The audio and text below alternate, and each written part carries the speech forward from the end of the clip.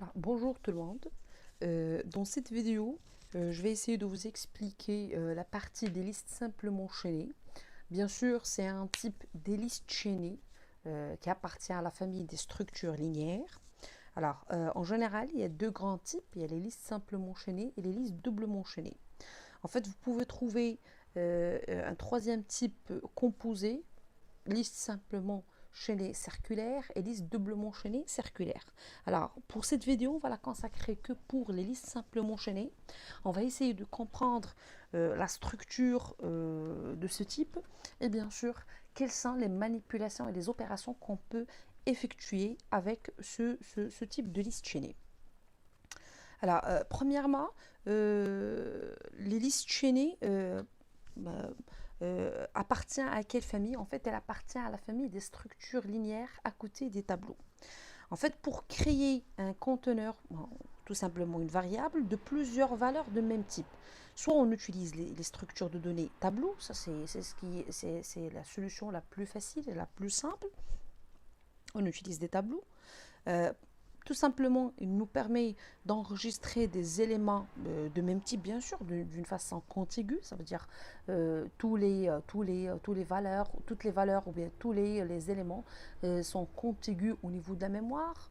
Les cases sont indexées, donc elles sont côte à côte. Alors, ou bien on utilise les listes chaînées. Les éléments sont répartis dans différentes zones mémoire et reliés entre eux par des pointeurs. Ça veut dire que tout simplement, on n'est pas dans l'obligation d'utiliser des espaces mémoire contigus. Ça veut dire on peut bénéficier, on peut utiliser n'importe quel espace mémoire libre pour stocker un élément de notre liste chaînée.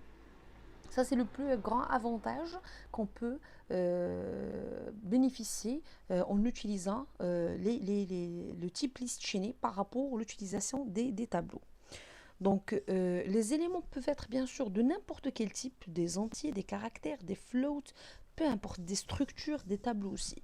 Alors, bien sûr, si on utilise des différents espaces mémoire libres en mode non contigu, on a besoin d'un lien qui relie les différents éléments. Alors, bien sûr, dans ce cas, on utilise le formalisme pointeur qui va nous aider, bien sûr, de relier les différents éléments stockés au niveau de la mémoire et récupérer notre liste chaînée.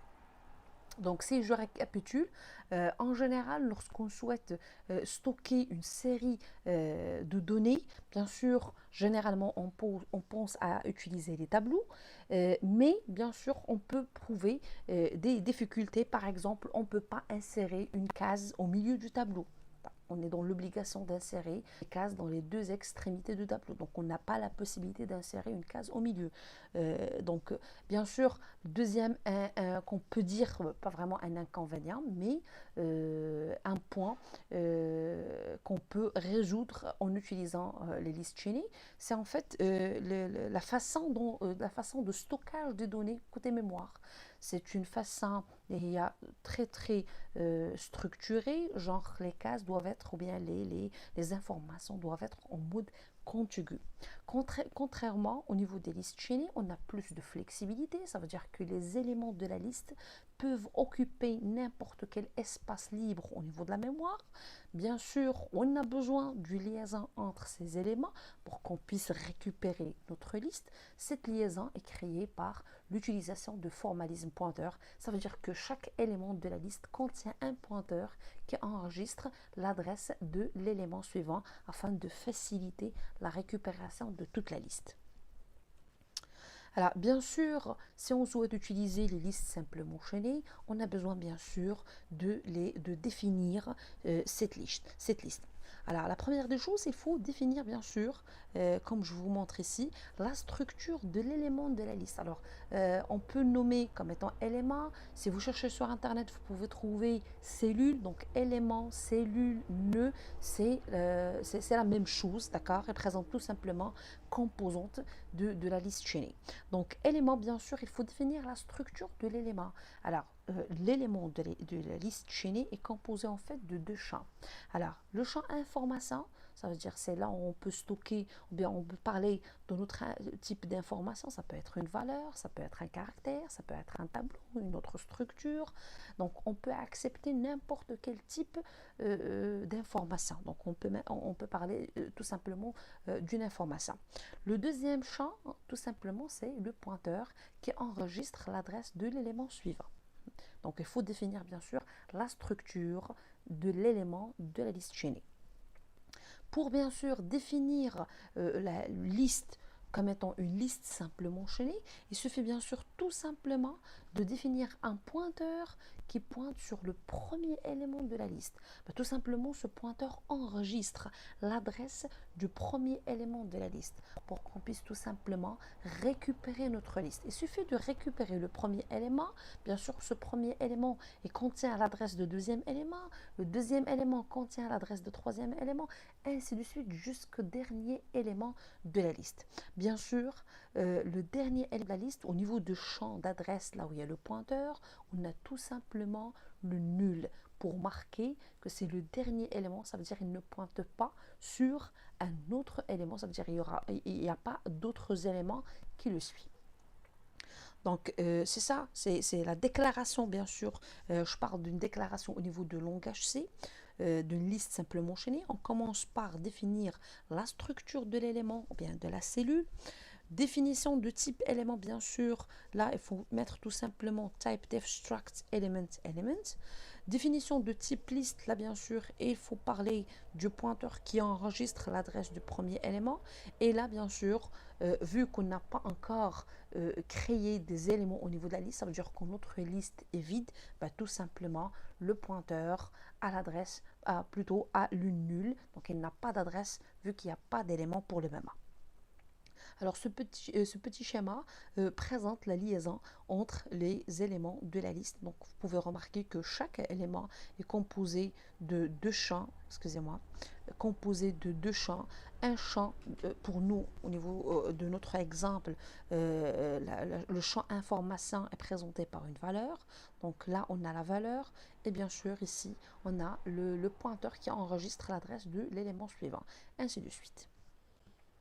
Donc ça, c'est pour ce qui concerne la déclaration de liste simplement chaînée. Bien sûr, si on a une liste chaînée, il faut la parcourir. Bien sûr, au niveau des listes simplement chaînées, on peut parcourir la liste que dans un seul sens. Ça veut dire du premier élément au dernier élément. On ne peut pas parcourir la liste dans les deux sens. Donc, du premier élément au dernier élément, parce que tout simplement, on connaît que l'adresse de l'élément suivant et on ne connaît pas l'adresse de l'élément précédent. Ça veut dire qu'on ne peut pas parcourir la liste de dernier élément au premier élément. Donc je répète, au niveau des listes simplement enchaînées, on peut parcourir la liste dans un seul sens, c'est du premier élément au dernier élément. Et pour faire ça, je vous présente un petit code, toujours en langage C. Donc là, c'est une petite fonction qui nous permet de parcourir la liste. Bien sûr, faites attention, ça c'est une fonction qui nous retourne rien. C'est pour ça que j'ai spécifié le type void. Donc on utilise un pointeur temporaire qu'on pointe sur le premier élément de la liste qui est pointé par L. Donc là, j'ai besoin d'un pointeur temporaire afin de m'aider à parcourir les éléments de la liste, à pointer sur les éléments de la liste du premier élément et dernier élément. D'accord? Faites attention de ne pas utiliser le pointeur tête pour ne pas perdre la liste. Parce que si vous utilisez le pointeur tête, vous allez écraser l'adresse du premier élément. Ça veut dire tout simplement que vous avez perdu votre liste. Vous ne pouvez pas récupérer l'adresse du premier élément. Donc, c'est fini. Vous êtes perdu. Surtout que, je répète, les éléments de notre liste sont en mode non contigu au niveau de la mémoire. Ça veut dire on a occupé différents espaces mémoire par nos éléments. Donc là, pour être très tranquille, j'utilise un pointeur temporaire. C'est ce que j'ai nommé ici par TMP. Bien sûr, je l'initialise avec l'adresse contenue au niveau du pointeur tête, ça c'est un L, c'est pas un 1, ça c'est un L, donc le pointeur tête. Et bien sûr, je fais une petite condition. Si bien sûr mon pointeur temporaire qui pointe sur le suivant est différent de nul, ça veut dire tant que je ne suis pas dans la dernière case, plutôt dans le dernier élément de la liste, je continue à pointer. Ça veut dire que mon pointeur temporaire continue à avancer d'un élément à un autre. D'accord? Tant que l'élément suivant existe, on pointe en utilisant bien sûr notre pointeur temporaire vers celui-ci. Ça veut dire on avance d'un élément à un autre jusqu'à ce qu'on rencontre le nul. Ça veut dire tout simplement qu'on est au niveau du dernier élément de la liste. Donc ça, c'est un petit code afin de parcourir les éléments de la liste. Là, comme je vous présente, j'ai utilisé un petit pointeur temporaire afin d'être tranquille pour ne pas utiliser le pointeur tête et perdre bien sûr l'adresse du premier élément. Bien sûr, les listes chaînées ou bien les listes simplement chaînées, c'est une structure dynamique qui présente différentes opérations et qu'on peut utiliser, bon, qu'on peut manipuler avec toute flexibilité. Ça veut dire qu'on peut ajouter, on peut supprimer, on peut rechercher, on peut compter le nombre des éléments, bien tout simplement la longueur, le nombre d'occurrences. Donc on peut effectuer pas mal d'opérations, de tri, donc pas mal de choses. Donc il suffit bien sûr de comprendre la manipulation, bien la façon de manipuler la liste pour qu'on puisse présenter les différentes opérations. Donc, parmi les manipulations qui sont vraiment évidentes, c'est l'ajout. Alors, au niveau d'une liste chaînée ou bien liste simplement chaînée, on peut ajouter un élément au début, on peut ajouter un élément à la fin de la liste, comme on peut ajouter un élément au milieu de la liste, quelque part au milieu de la liste. Donc, je commence par ajouter un élément en tête de la liste, ça veut dire au début de la liste. Lors d'un ajout en tête, nous allons créer un élément. Donc, lui assigner la valeur que l'on veut ajouter.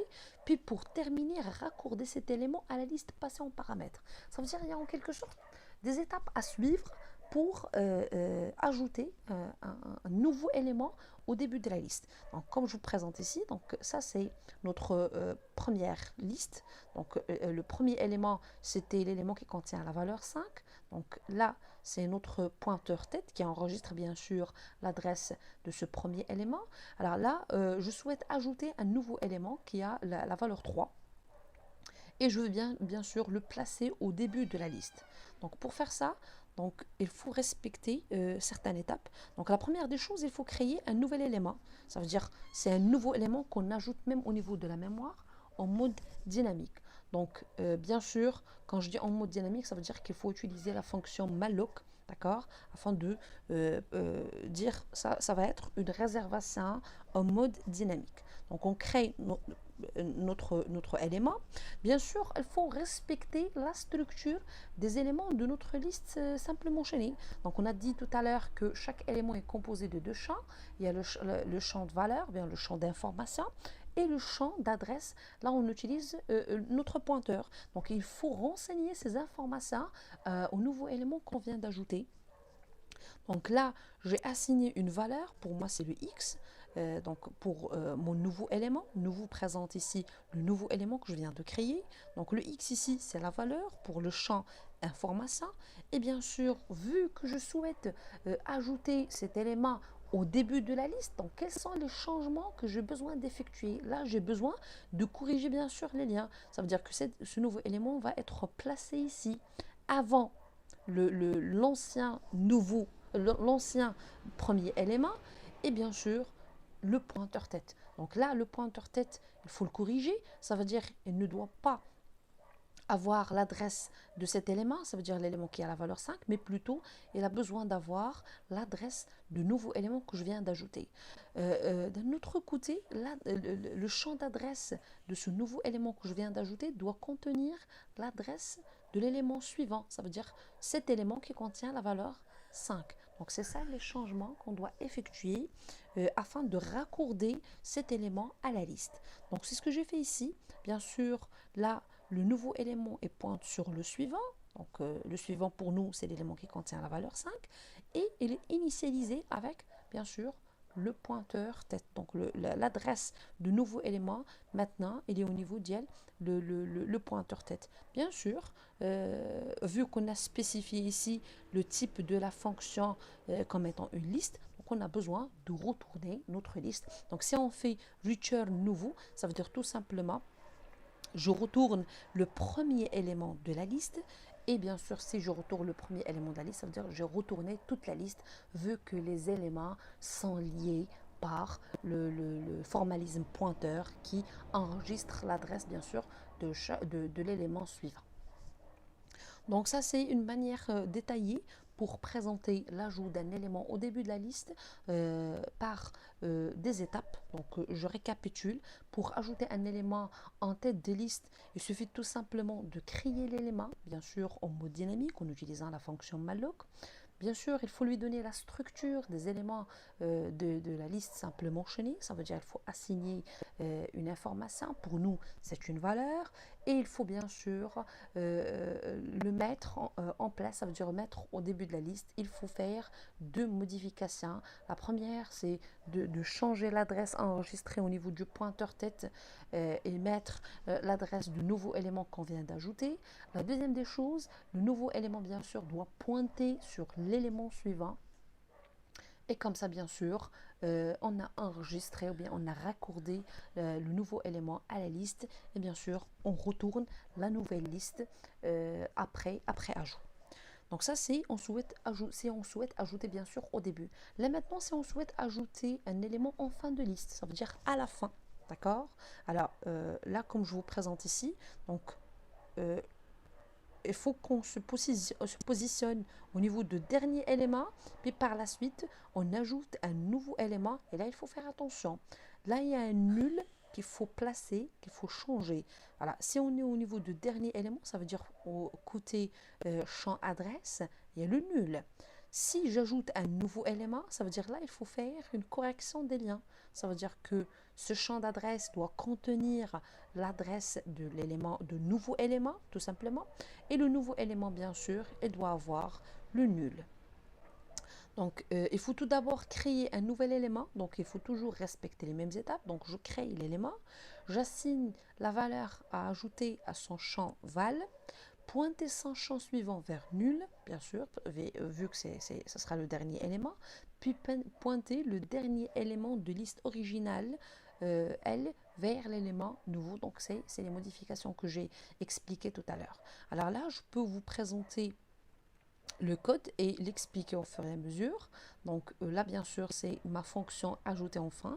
Elle est toujours de type liste parce qu'on va retourner, bien sûr, une liste à la fin. Donc, les étapes à suivre afin d'ajouter un élément en fin de liste. Donc, bien sûr, j'ai besoin de créer l'élément, toujours en mode dynamique. Je lui attribue la structure des éléments de la liste. Donc, je lui donne, bien sûr, une valeur. C'est ce que j'ai renseigné par le X. On ajoute enfin, donc, j'ai bien précisé que je souhaite ajouter l'élément en fin de liste. Donc là, le nouveau élément, bien sûr, pointe sur les suivants. Mais faites attention, le nouveau élément, au niveau de champ d'adresse, il n'a pas en fait une adresse, mais plutôt il a le nul, vu que c'est le dernier élément de la liste. Là, j'ai ajouté quelques tests, tout simplement pour s'assurer est-ce que la liste est vide ou bien elle contient des éléments. Donc, ici, j'ai ajouté un if. Si le pointeur tête égale nul, ça veut dire tout simplement que la liste est vide. Donc, il suffit de renvoyer l'élément créé. Ça veut dire que je suis en train de faire tout simplement, en quelque sorte, une initialisation. Vu que la liste est vide, il ne contient aucun élément. L'élément que je viens de créer, c'est le nouveau élément que je viens de créer, ça va être le seul élément au niveau de la liste. Ça veut dire qu'il va être le premier et le dernier élément de la liste. Ça veut dire que le pointeur tête enregistre l'adresse de ce nouveau élément que je viens d'ajouter et en même temps, le champ d'adresse au niveau de cet élément contient tout simplement le nul. Donc, l'élément que je viens d'ajouter va être le seul élément au niveau de la liste. Donc, c'est une initialisation de la liste. Donc, ça, c'est au cas où, bien sûr, ma liste est une liste vide. Sinon, ça veut dire si ma liste contient des éléments, ça peut être un seul élément, bien sûr, plus le nouveau élément que je viens d'ajouter. Ça veut dire deux éléments maintenant.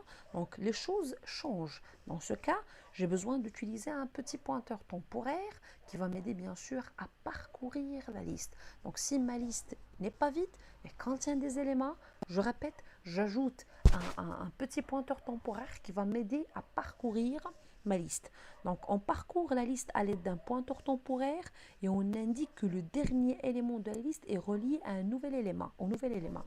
Donc là, j'ai besoin de parcourir la liste. Pourquoi? Pour se positionner au dernier élément de la liste, pour être sûr que je suis dans le dernier élément de la liste. D'accord? Voilà, à travers tout simplement la petite condition que le dernier élément, il contient le nul. Donc là, je fais un while, je fais une petite boucle while qui va me permettre de passer les éléments en utilisant mon pointeur temporaire.